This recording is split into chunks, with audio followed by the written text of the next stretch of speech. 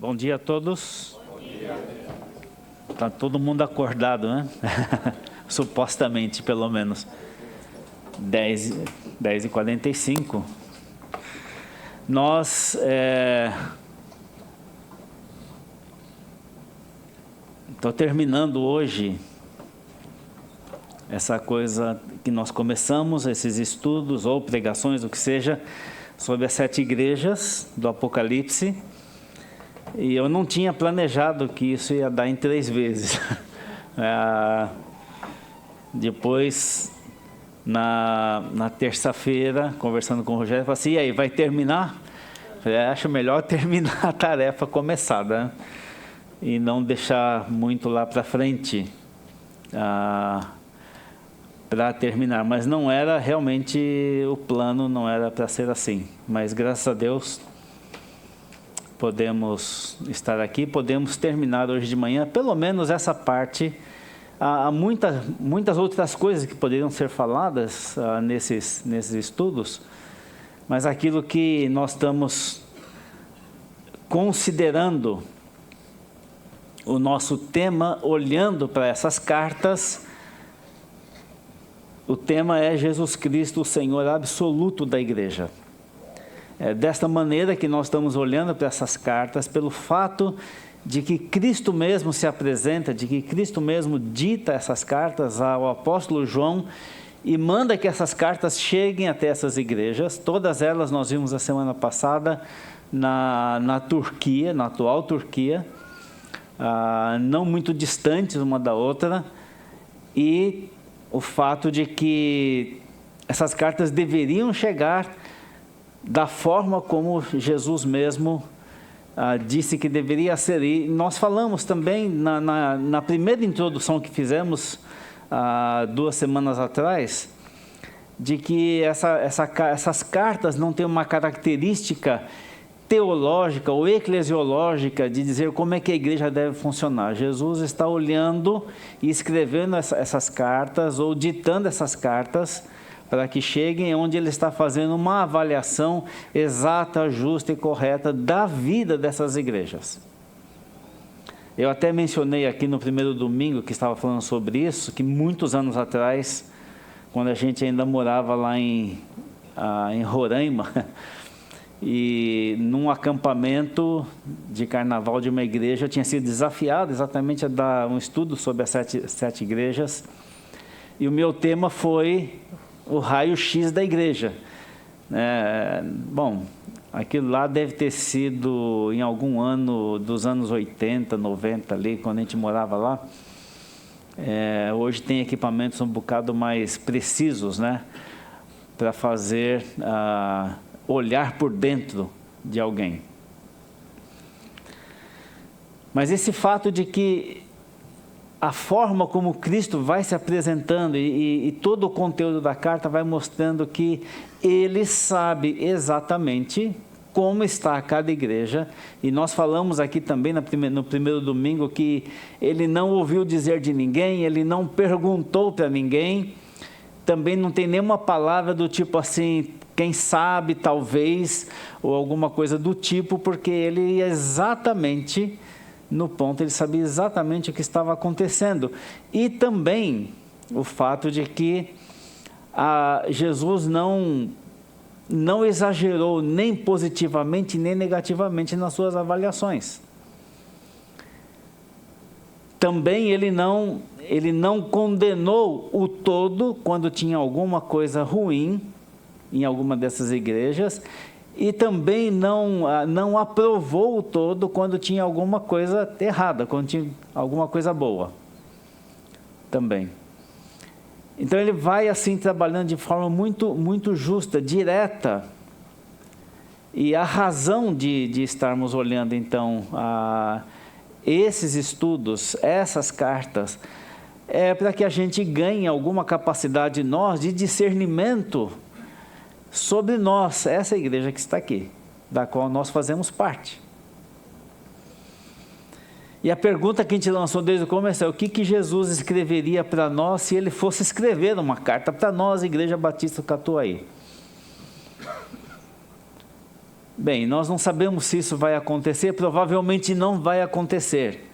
Mas o fato de que ele traz e aquilo que ele trata da vida dessas igrejas e tudo mais, dá para ser aplicado em qualquer lugar e em qualquer tempo. Eu mencionei também no primeiro dia que talvez é possível que essas 7 igrejas, de alguma forma, elas representam as possíveis fases espirituais que qualquer igreja pode passar. E na semana passada, quando nós começamos na semana passada, nós falamos sobre essa questão de que Jesus Cristo é o Senhor absoluto da igreja. Então falamos sobre 2 características da razão porque também ele está tratando com essas igrejas. As igrejas são instituídas por Cristo no mundo, olhando para talvez 2 situações que são complementares entre si.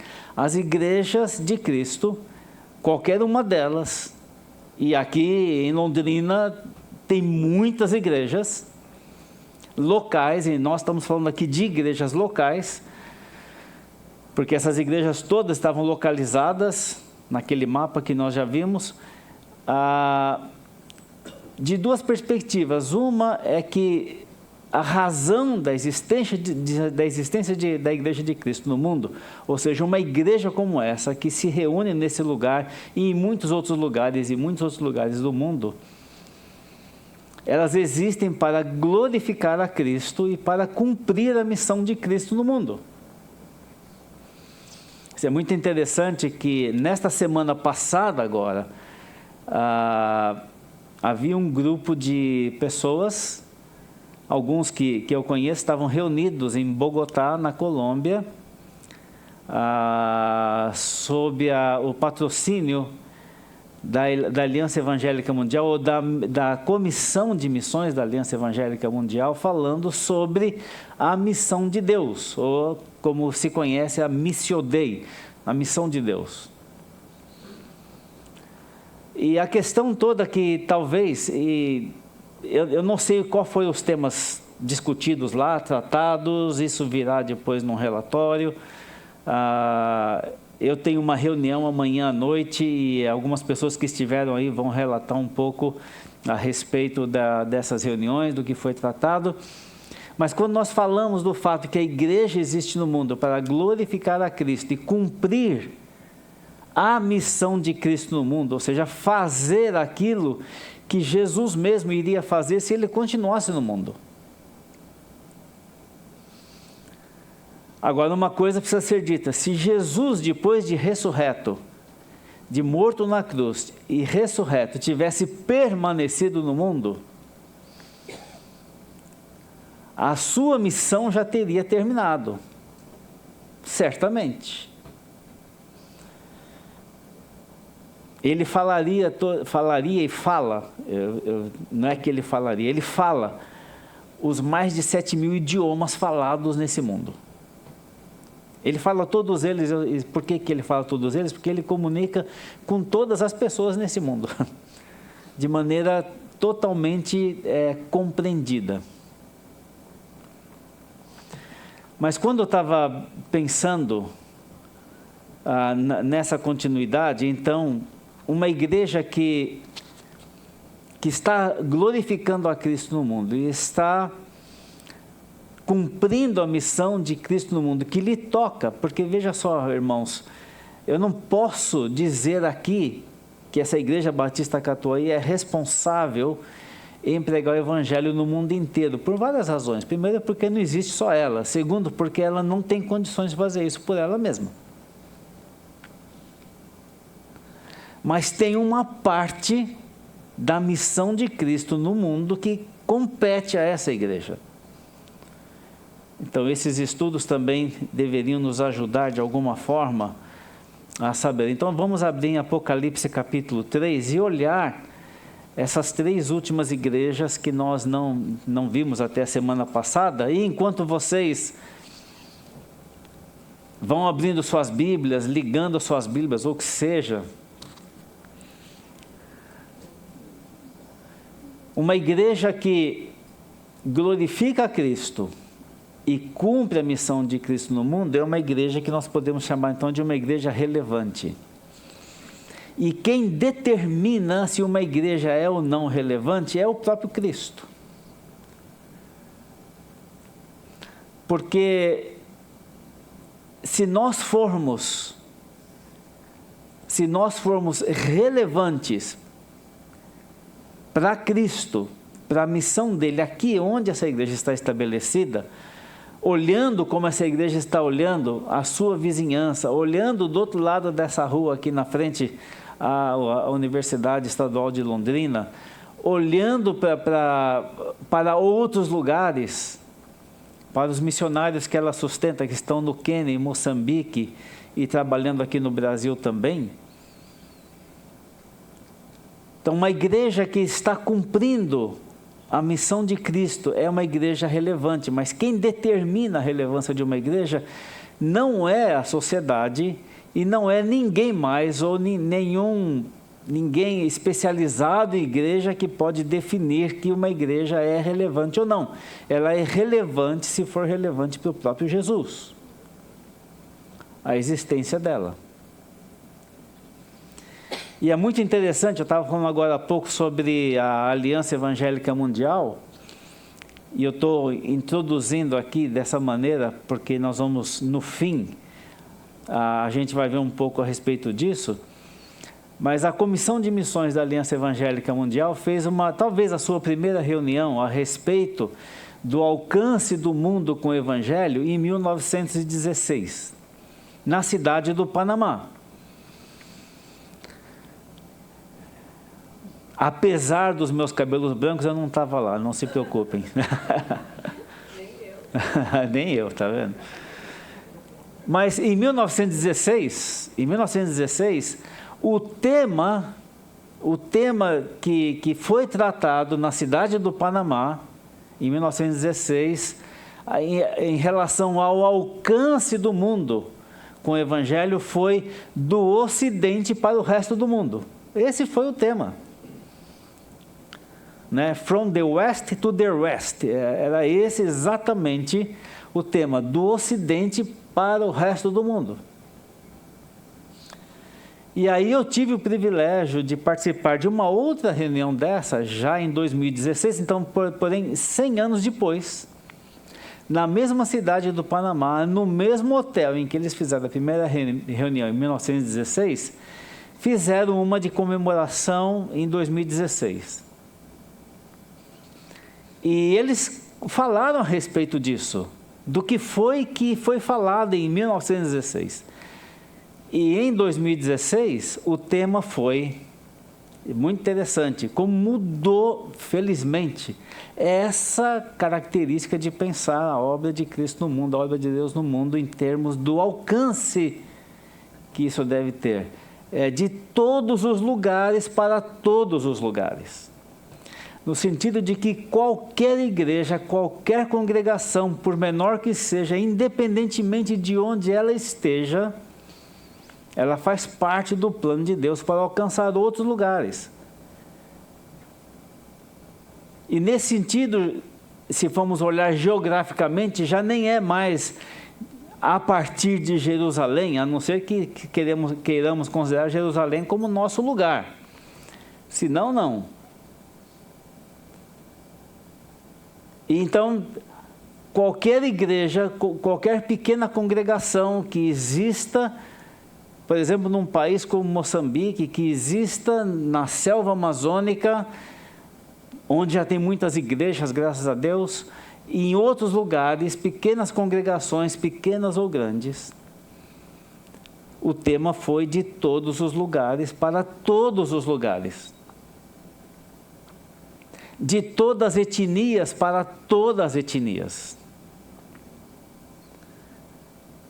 E nós vamos, quando nós fecharmos hoje, a gente vai olhar um pouquinho a respeito disso, quando a gente tratar da igreja de Filadélfia. Então eu vou pedir permissão para vocês fazer assim, eu vou tratar de Sardes, Laodiceia e voltar para Filadélfia.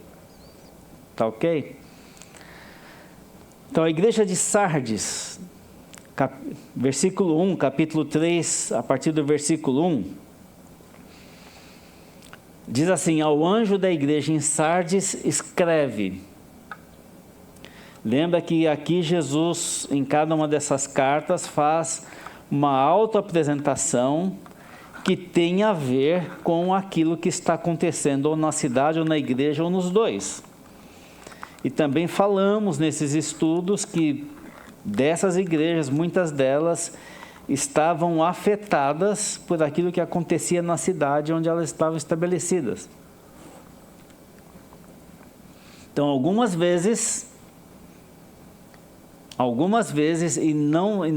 e até com uma frequência grande, em muitos lugares, a igreja é muito mais afetada pela sociedade onde ela está do que o contrário. Estas coisas diz aquele que tem os 7 Espíritos de Deus. Aqui está falando da completude da sabedoria de Deus. 7 tem esse sentido de perfeição. Então ele se apresenta dizendo que estas coisas diz aquele, lembra? De novo, estas coisas diz aquele, corresponde a assim diz o Senhor. É a mesma coisa do Antigo Testamento, assim diz o Senhor. É o Jesus, que é o mesmo Jeová do Antigo Testamento. Estas coisas diz aquele que tem os 7 Espíritos de Deus, ou seja, que é completo. E tem as 7 estrelas, e as 7 estrelas são, na própria interpretação ou das informações dadas a João, são os líderes das igrejas, os pastores dessas igrejas. A igreja de Sardes foi uma cidade que foi devastada por um terremoto no ano 17 depois de Cristo e foi reconstruída com recursos do imperador Tibérios, levando assim a cidade a ter uma devoção para com o imperador. Em aquela região onde estavam as igrejas, por exemplo, recentemente teve um terremoto violentíssimo, na mesma Turquia, não muito distante dessa região onde tinham essas igrejas. E conta-se aí alguma coisa em torno de 50, 60 mil mortos. Mas é coisa recente, não faz um mês que isso aconteceu. Então aquela região parece que é suscetível, já tinha esses terremotos no passado. Também, por causa dessa devoção oculta ao imperador, por causa disso, tinha esse culto ao imperador. E também tinha um culto à deusa Cibele, que tinha mistérios. E o culto a ela acontecia com orgias. Então fazia aí as reuniões e tudo mais que aconteciam aí nessas cultos, vamos dizer assim. Tinha muitas questões de orgias sexuais e tudo mais. E também a cidade se orgulhava de suas indústrias de lãs e tinturaria. E essa informação é relevante no contexto mesmo da igreja. Mas a questão que se coloca aqui é: conheço as tuas obras. E veja, para praticamente todas as igrejas essa frase vem: conheço as tuas obras. Mas eu conheço as tuas obras, e não são obras realmente boas, como das outras igrejas que até aqui foram mencionadas, porque Jesus diz que tem nomes de que vives e estás morto. O que garante o fato de que uma igreja esteja viva nem é o fato de que ela está se reunindo. Porque essa igreja obviamente se reunia. Obviamente tinham suas programações. E Jesus está olhando para ela e fala assim: olha, vocês pensam que estão vivos, mas vocês estão morrendo. O que quer dizer que uma boa parte dos membros dessa igreja já estavam num processo de abandono da fé, de morte espiritual e de desconsiderar realmente a pessoa do próprio Cristo na vida dela. Então, veja só, conheço as tuas obras, que tem nomes de que vives, está morto. Ser vigilante, ainda assim tem essa exortação de Jesus. Ser vigilante e consolida o resto que estava para morrer. Está num processo de morte, não sei se acelerado ou se lento, mas a exortação de Jesus é o seguinte: olha, tomem cuidado, fiquem vigilantes, para que não morram totalmente.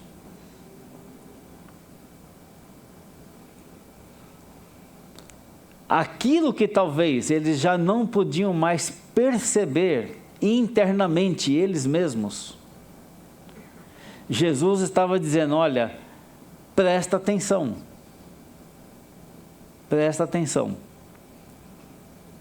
e toma cuidado, conserva o que ainda está vivo.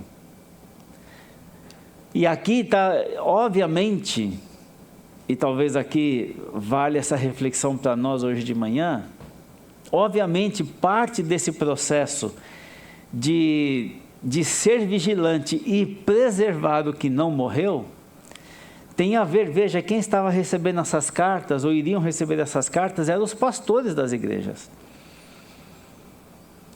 E pode ser que o pastor da igreja de Sardes também não tinha percebido que a maioria, talvez, da sua igreja já tinha morrido espiritualmente. Por isso a exortação, e a exortação é via esse líder, que não sabemos quem é.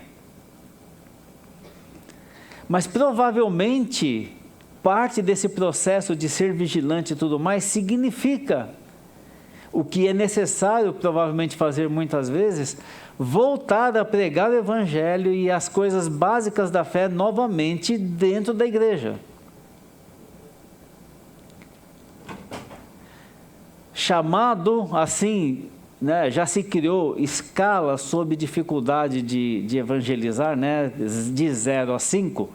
0 é o contexto mais fácil, mais simples de pregar o evangelho em termos de circunstâncias, 5 é o mais difícil, e aí é uma graduação.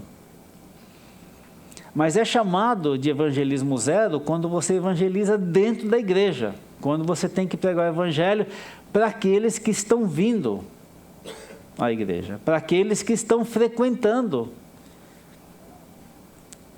sob exatamente o discernimento que é possível que, ou que tenha gente aqui que não é convertida, ou que tem muita gente que já está morrendo espiritualmente e precisa ser reavivado, e esse reavivamento vem pela pregação do Evangelho e pela conversão a Cristo e a sua palavra. E provavelmente essa exortação aqui, ser vigilante e conserva e preserva o que ainda não morreu, mas está indo para lá, é volte ou vai pregar o Evangelho a Cristo, o arrependimento de pecados e tudo mais, para aqueles que estão frequentando a igreja. E eu não posso dizer de nós todos aqui, hoje de manhã que estão aqui e os que vêm aqui não estão, que isso não seja necessário aqui, nesta igreja, onde nós estamos. E pode ser que seja.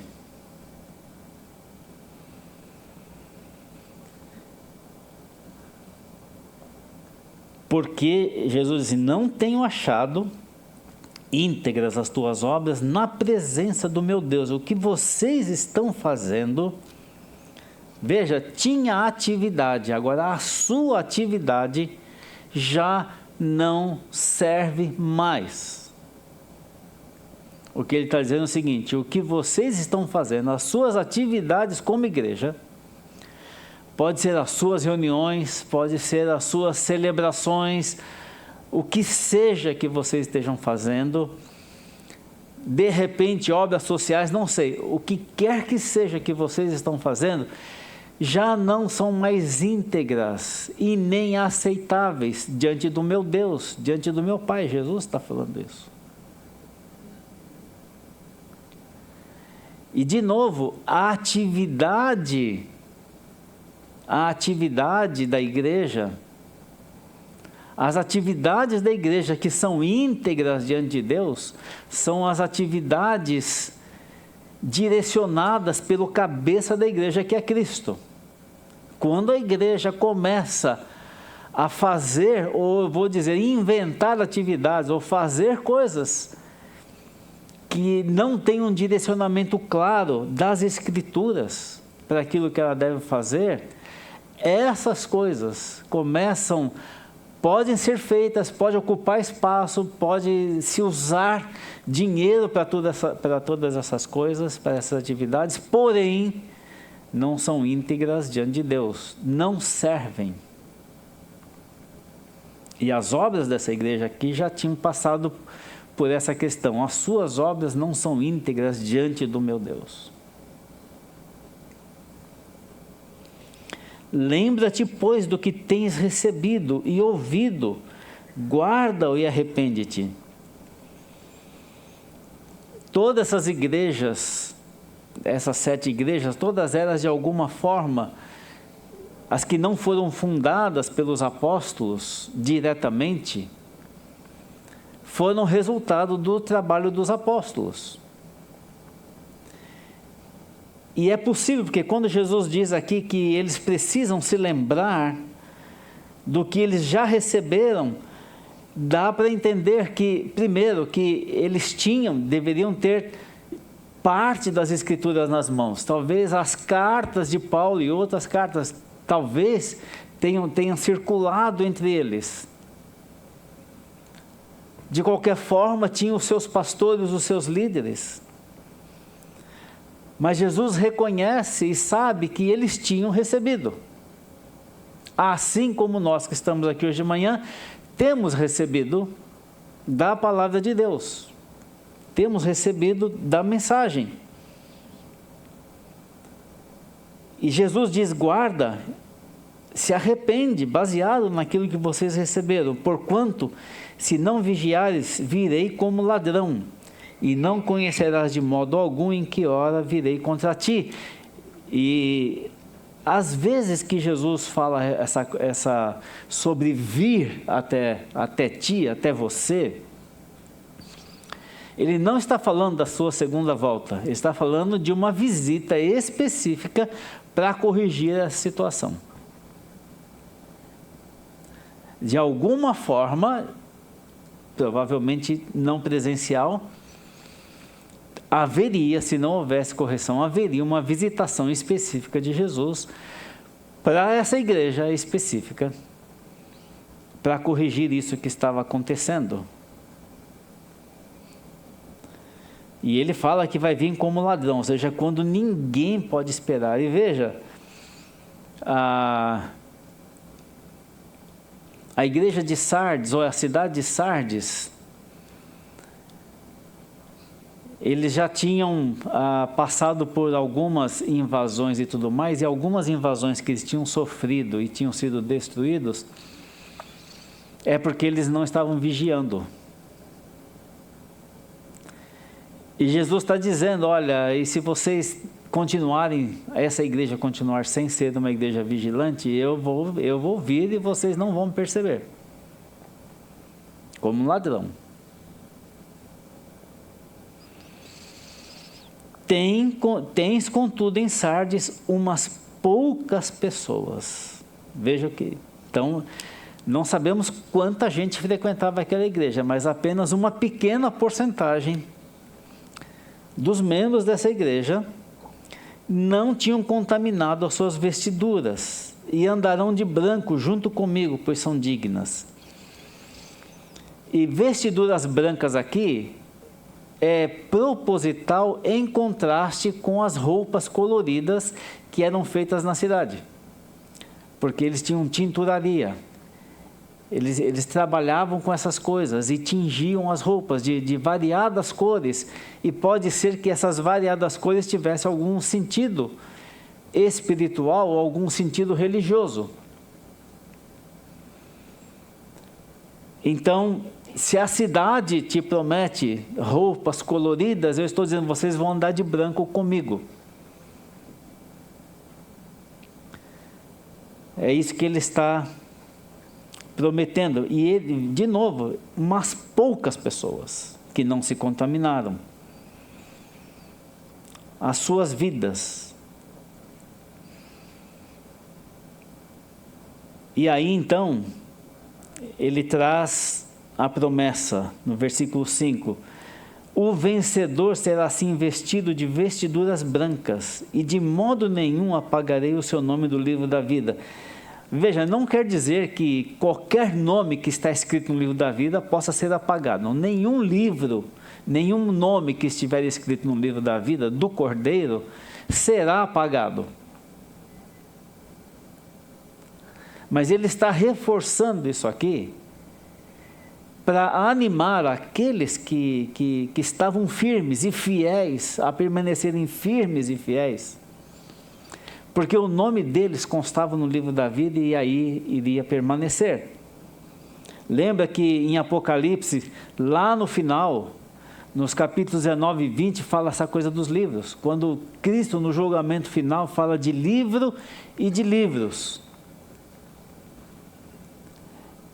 E quem não foi achado inscrito no livro da vida, então vai para os livros, e nos livros estão escritas todas as obras que as pessoas fizerem, e baseado em todas as obras que eles fizerem, serão condenados, julgados e condenados. No Antigo Testamento fala desse livro. Moisés, na sua intercessão pelo povo, falou assim, será que resolve o Senhor apagar o meu nome do livro da vida para não destruir esse povo? Então, essa ideia de livro da vida é alguma coisa real, está nas Escrituras, faz parte do conteúdo. Nós falamos semana passada dessa questão da simetria que a Bíblia tem, que fala as mesmas coisas, muitas vezes em lugares diferentes, através de bocas e pessoas diferentes. O vencedor será assim vestido de vestiduras brancas, e de modo nenhum apagarei o seu nome do livro da vida. Pelo contrário, confessarei o seu nome diante do meu Pai e diante dos seus anjos. De novo, nós temos exatamente essa figura de Jesus nos confessando o nosso nome diante de Deus. Quem tem ouvidos para ouvir, ouça o que o Espírito diz às igrejas. Vamos para Laodiceia. Ao anjo da igreja em Laodiceia escreve: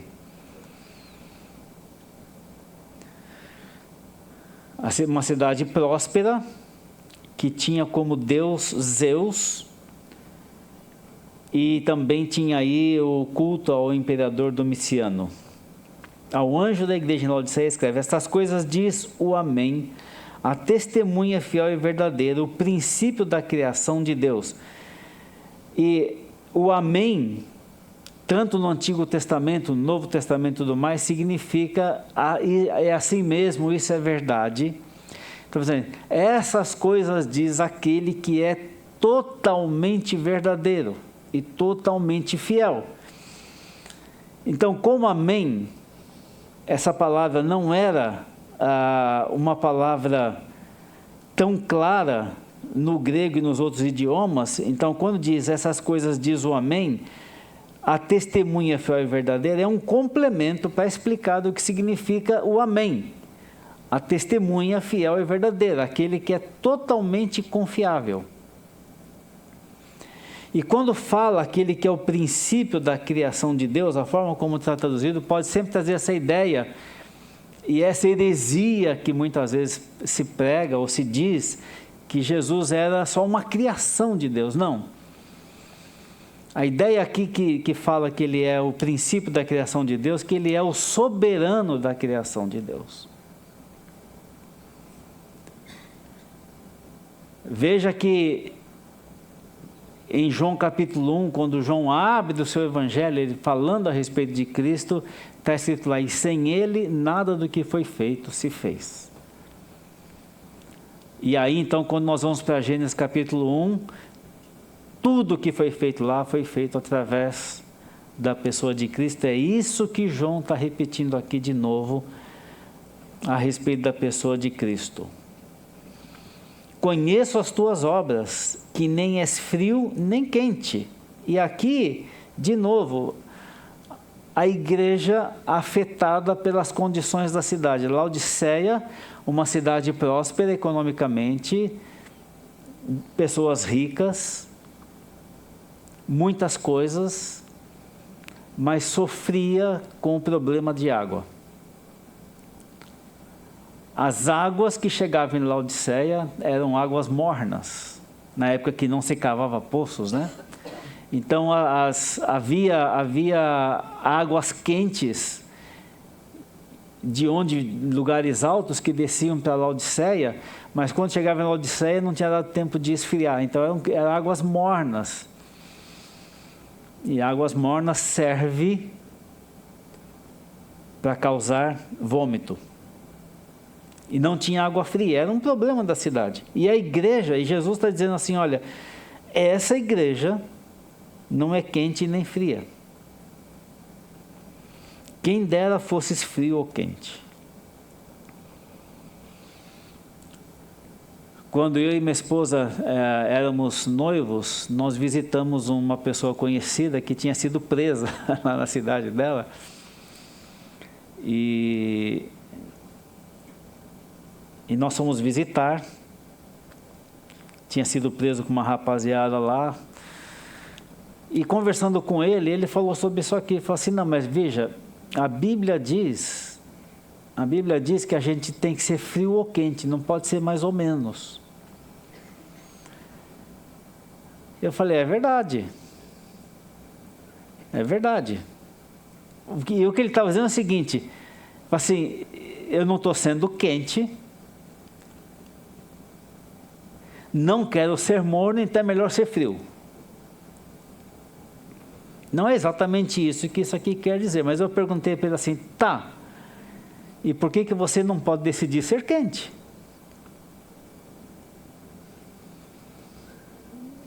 E ele tomou essa decisão, foi muito interessante, porque todos eles foram soltos. Aí um dia nós estávamos andando na cidade, cruzamos com ele na cidade. Ele falou assim, eu decidi ser quente. Amém. Ser quente.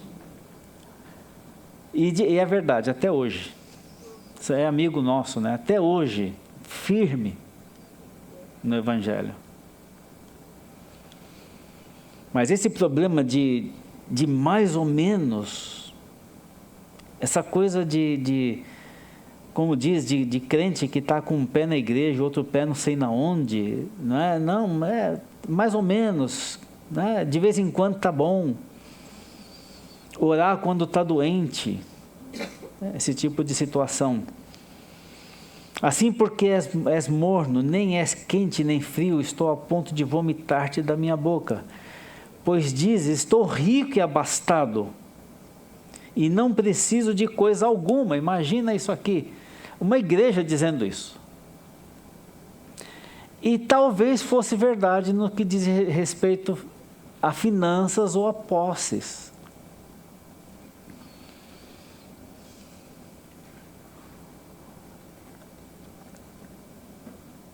Aliás, todas as igrejas que crescem bastante, e que tem bastante gente, que tem bastante recursos, pode cair aqui.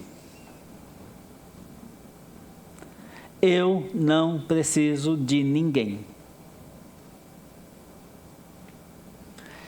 E eu não preciso de ninguém quer dizer como eu não preciso de ninguém, como eu tenho tudo que eu preciso para fazer todos os ministérios que eu decidir fazer, tem recursos e tudo mais, então eu não preciso de ninguém, eu não me associo a ninguém, e eu vou levando sozinho aquilo que eu acho que eu tenho que fazer. Eu não estou dizendo que toda igreja que tem recurso é como Laodiceia, por favor, não. Eu estou falando do risco que isso pode trazer.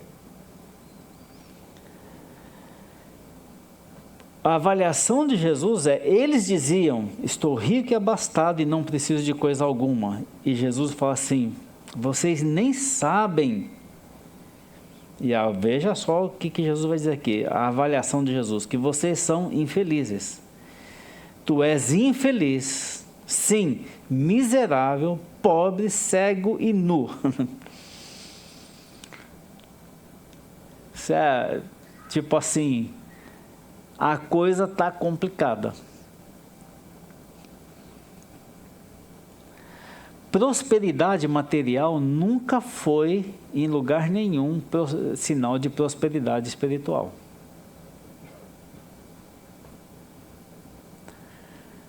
Às vezes a prosperidade espiritual, e por entender a vontade de Deus e o propósito de Deus, Deus manda recursos para que a igreja cumpra a sua parte daquilo que Ele está dirigindo a igreja a fazer.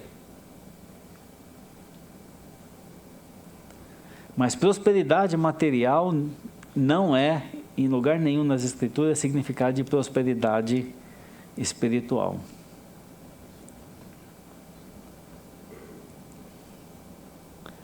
Aconselho-te que de mim compres ouro refinado pelo fogo para te enriqueceres. Agora, ele vai falar assim, tá, vocês realmente querem ser ricos? Se enriqueça comigo. Eu tenho o verdadeiro tesouro. Eu tenho ouro refinado pelo fogo. O que eu tenho de valor para vocês é muito mais valioso do que isso que vocês estão dizendo que vocês possuem.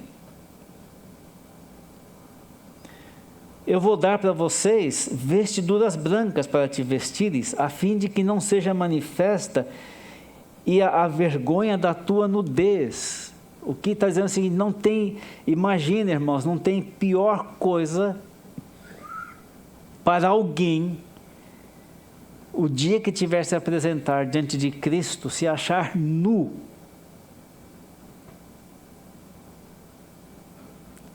Sem nenhuma vestidura. Ele está dizendo, eu estou oferecendo para vocês vestimentas, para que quando você tiver que se apresentar diante de mim, você não venha nu. As suas roupas ricas, ou que você está vestindo, não serve para isso. Também ele fala que tinha que comprar dele ou adquirir com Cristo colírio para ungir os olhos, a fim de que vejas. Já tem cegueira espiritual, ou parcial pelo menos, aí. Eu repreendo e disciplino a quantos amo. Eu amo vocês. E é por isso que eu estou vindo. E é por isso que eu estou dizendo essas coisas. Sê, pois, zeloso e arrepende-te. E aí tem esse famoso versículo 20, eis que estou à porta e bato. Não é? Essa muito usado para evangelismo, mas aqui Jesus está de fora da igreja. E tem alguém aí que me escuta? Porque veja como isso particulariza a situação. Se alguém abrir a porta, que seja uma só pessoa dessa igreja que escutar o que eu estou falando, a abrir a porta da sua vida para que eu entre, eu vou cear com ele e ele comigo. Mas também não é o que muita gente faz com esse versículo. Jesus está do lado fora do seu coração, no frio, na chuva e tudo mais. Coitado, abre a porta para ele entrar. Não é nada disso.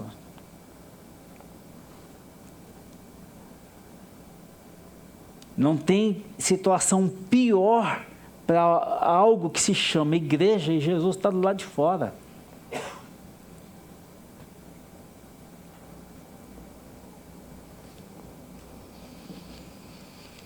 Ao vencedor dar-lhe-ei sentar-se comigo no meu trono, assim como também eu venci e me sentei com meu Pai no seu trono. Essa é a promessa. Quem tem ouvidos ouça que o Espírito diz às igrejas, e aí então quem quiser fazer isso pode pegar e fazer esse conjunto de promessas são fantásticas, mas sempre é o vencedor. E o vencedor, nós já falamos, é aqueles que permanecem fiéis a Cristo.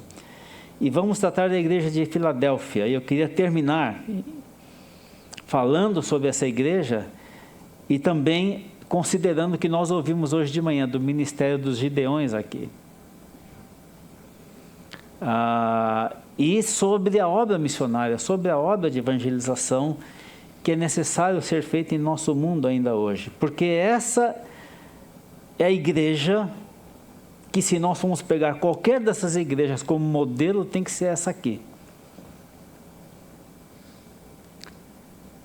Que se a gente quer olhar, espelhar uma dessas 7 igrejas, é essa aqui, porque essa aqui não está esfriando o amor, essa aqui não está acontecendo nada disso, do que estava acontecendo nas outras igrejas. Não tem falsas doutrinas, não tem gente lá dentro ensinando coisas que nós já vimos nas outras igrejas.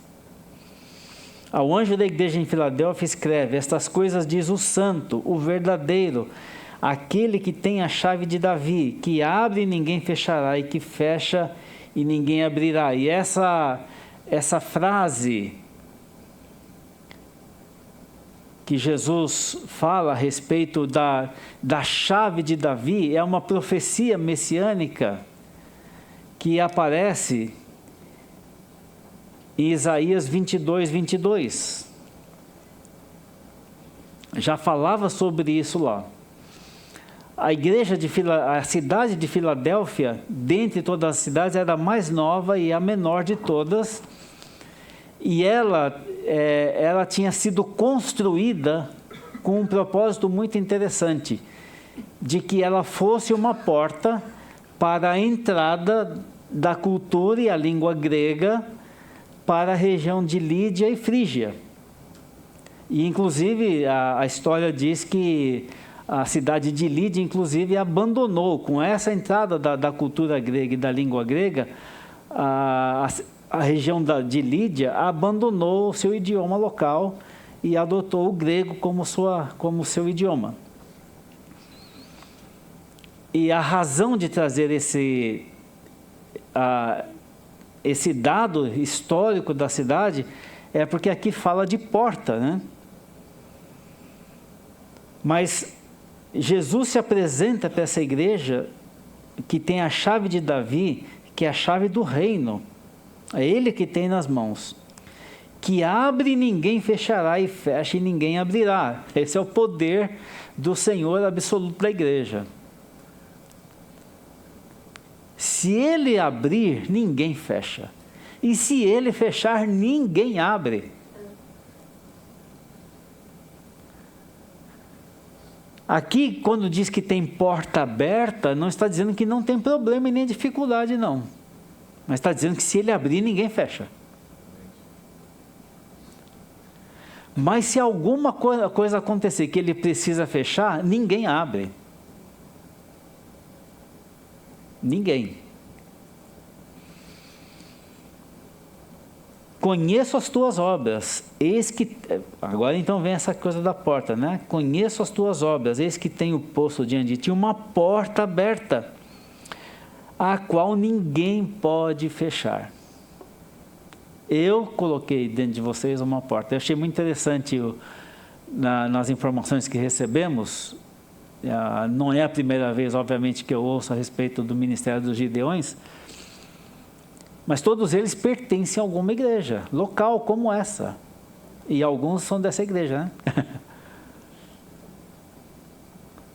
Ou seja, através dessas pessoas, o ministério da igreja se expande, assim como se expande para o norte do Quênia, para o norte de Moçambique, para os indígenas e tudo mais, na pessoa do Henrique Terene e da Corina. Ou seja, o ministério da igreja se expande para esses lugares, e todas essas pessoas estão nesses lugares porque foi aberto portas. Portas que Cristo abre. Não são portas que nós abrimos. Quando Ele abre uma porta, nós entramos. Todos nós acompanhamos aqui os problemas que o Roger e a família tiveram para voltar para Moçambique essa última vez. Problema de documentação, demora e tanta coisa, e tanta burocracia, e o dinheiro que vai quando está fazendo isso. Mas eles estão lá.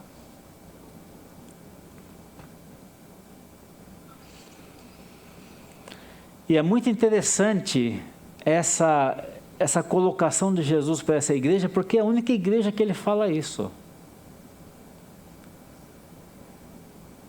A igreja que está andando totalmente em fidelidade ao Senhor, ele fala assim, eu coloco diante de vocês portas, pode entrar porque fui eu que abri. Amém.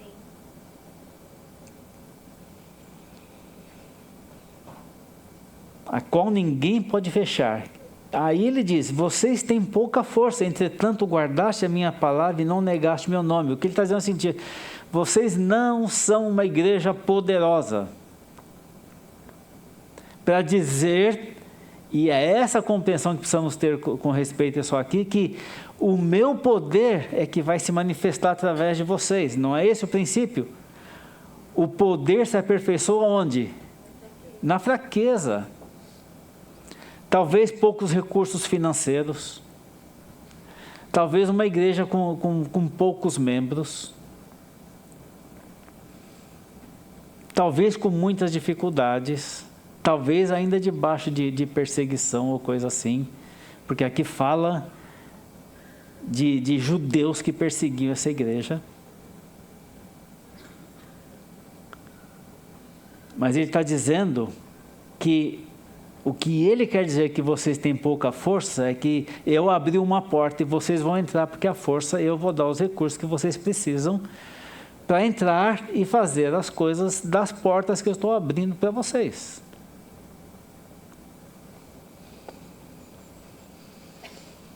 Eis que farei que alguns que são da sinagoga de Satanás, já isso aparece em outros lugares, desses que a si mesmos se declaram judeus e não são, mas mentem, eis que os farei vir e prostrar-se aos teus pés e conhecer que eu te amei. E essa razão, essa coisa de sinagoga de Satanás, ou seja, sinagogas judaicas que perseguiam os cristãos porque diziam que Jesus era o Messias.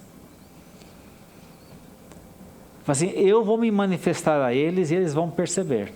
Eu sou o Messias que eles esperavam ou que eles esperam, e eles vão saber que eu te amei. Essa é a igreja. Porque guardaste a palavra da minha perseverança, também eu te guardarei da hora da provação que há de vir sobre o mundo inteiro, para experimentar os que habitam sobre a terra.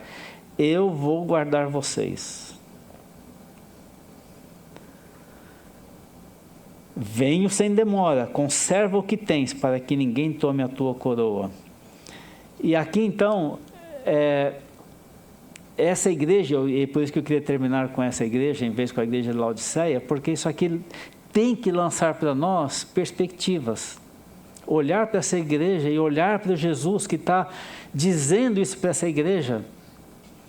Então é óbvio, de tudo que nós aprendemos aqui, nós temos que cuidar para que não entre doutrinas falsas na igreja. Que não tenha gente aqui promovendo imoralidade sexual. Para que não tenha gente aqui trazendo coisas e doutrinas e tudo mais. Irmãos, esse negócio de ideologia de gênero está entrando direto nas igrejas. Eu não vi ninguém aqui ainda defendendo isso, mas eu não posso dizer que não tem ninguém aqui que não pense assim. E isso afeta a espiritualidade, afeta a moralidade e leva parte ou algumas pessoas para um caminho, muitas vezes sem volta. E manter a igreja fiel a Jesus,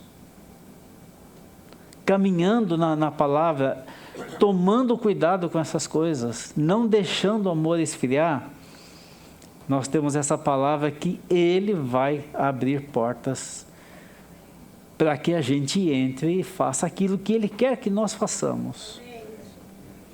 glorificar a Cristo, cumprir a sua missão, ser relevante para Ele, Jesus.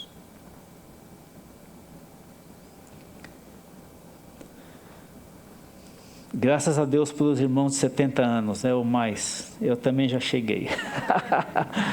E não desisti ainda, viu, irmãos? Ao vencedor, falo-ei coluna no santuário do meu Deus, e daí jamais sairá.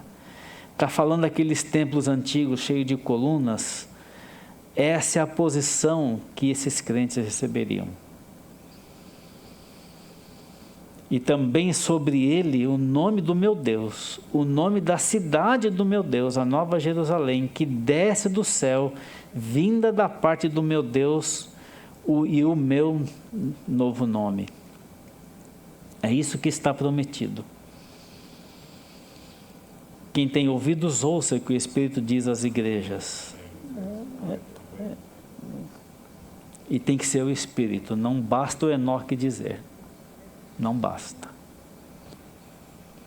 Não basta Enoque dizer nem para ele mesmo. Mas esse é o nosso desafio. De olhar para isso e falar. E talvez a palavra hoje de manhã, entre aquilo que nós estamos entendendo disso aqui olhe para essa igreja, deseje do fundo do coração, cada um de nós, membros dessa igreja, ser isso aqui, ser dessa maneira. Porque é isso que vai abrir portas, não é a nossa estratégia, não é fazer uma coisa muito legal, ou que seja.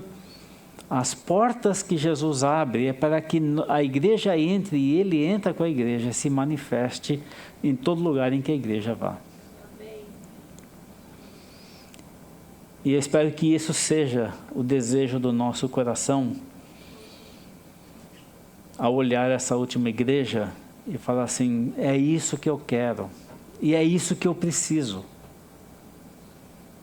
E é esse o caminho que nós vamos andar. É por aqui que nós vamos. E nós vamos cuidar dessas questões todas colocadas nessas cartas para permanecer assim. Vamos orar. Obrigado, Senhor, que podemos chegar ao fim desses textos. Obrigado porque o Teu Filho Jesus pode olhar para nós, todos nós que estamos aqui hoje de manhã, para essa igreja, e saber exatamente como ela está. Dentro dela, dentro de cada um de nós como indivíduos, e também de nós todos como igreja do Senhor aqui, neste lugar. Mas nós somos desafiados a olhar para essa igreja de Filadélfia e dizer, nós queremos caminhar dessa maneira, nós precisamos andar assim, nós não queremos ser como Laodiceia, que o Senhor fica de fora.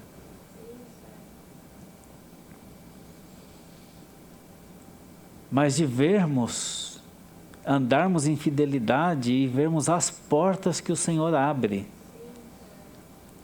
Nós sabemos, dessa igreja precisam sair obreiros, dessa igreja precisam sair pessoas que vão aos campos missionários, dessa igreja precisam sair pessoas que mantêm a Tua obra, dessa igreja precisam sair pessoas que são evangelistas, que anunciam a Tua palavra. As portas que o Senhor vai abrir, que o Senhor quer abrir, e nos ajuda a andar em fidelidade, em santidade, para que nós enxerguemos as portas que o Senhor vai colocar diante de nós. Obrigado pela vida dos irmãos que estão conosco esta manhã, dos Gideões. Eles têm visto muitas portas. O Senhor tem aberto muitas portas e eles têm tido o privilégio de entrar por elas. Não é falta de problema, nem falta de dificuldade, nem muitas coisas, mas eles estão entrando nas portas que o Senhor tem aberto, que o Senhor os abençoe e abra mais portas. E traga mais recursos para que possam cumprir tudo aquilo que o Senhor tem colocado na frente deles aqui nesta cidade e em tantos lugares do nosso mundo. Agradecemos os nossos irmãos Edilson e Solange, que entraram por aquela porta no norte do Quênia, pelo Roger e a Ludmila, que entraram por aquela porta no norte de Moçambique, pelo Henrique e pela Corina, que tem entrado em tantas portas entre os indígenas no Brasil e aqui na América do Sul. Continua abrindo portas e que essa igreja veja as portas que o Senhor tem para ela também.